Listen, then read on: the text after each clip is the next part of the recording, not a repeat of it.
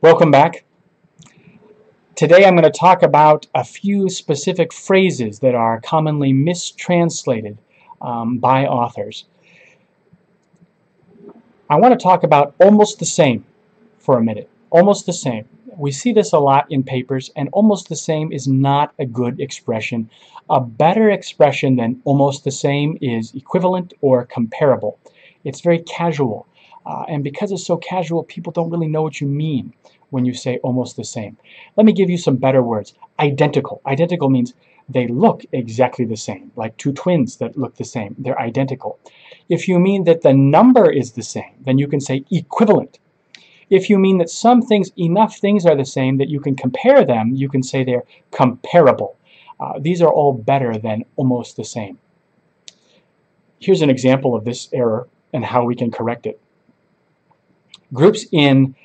Patients in groups A and B had almost the same incidence of vascular complications. No, better, they had an equivalent incidence. If you can measure it, if there's a number, you can say equivalent rather than almost the same. Here's another example. Almost the same pattern of expression was seen in wild-type embryos. No, a similar pattern. I like this better. A similar pattern. They were similar, not almost the same. Here's another one. This one bothers me a little bit. You know, sometimes I read papers and authors, when they're comparing two things, they keep saying on one hand, on the other hand, on the other hand, on the other hand, and after a while, I forget which hand it's in. And I don't know whether they're comparing or contrasting, if they're trying to make things similar or they're trying to make things different. So you can talk about your hands only one time. You only have two hands, on one hand, on the other hand, just once. And then in other parts of your paper, rather than talking about your hands, there are some better words that you could use, like on the contrary for opinion, in contrast for observable event, or however. These are all good terms that you could use. Just remember, again, and we mentioned this before, that on the contrary always is a subjective statement of opinion. You think, you believe. But if you have evidence, if you have results, if you have data, then don't say on the contrary, say in contrast, because that's objective data. That's something that we can look at, that we can measure, that we can test and reproduce again. Here's an example of this error. On the contrary, no antibody reactivity was seen in yeast. Now, either it was seen or it wasn't seen. This is not an opinion. So you don't need to say on the contrary, but rather in contrast.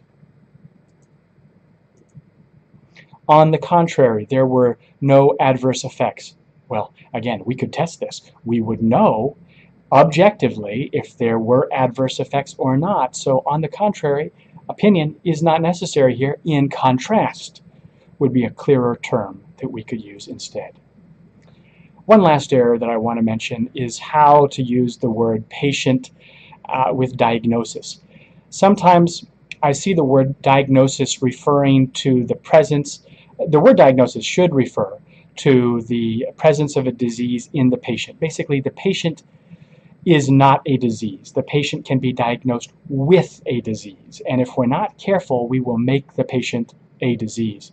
As you can see here in this example, the patient was diagnosed as gingivitis. Now, gingivitis is a disease the patient has, but he's not the patient himself.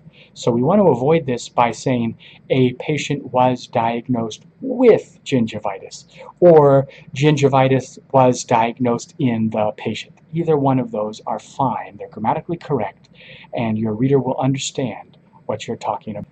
Well, thank you for joining us today. For more information, please visit our blog, editing.tw/blog. We have a lot of articles on how authors can publish more in international journals, and you can read about it on our blog. We also provide editing and translation help for scholars preparing their work for publication, and you can upload your paper at our site, editing.tw. Thank you for joining us. Bye.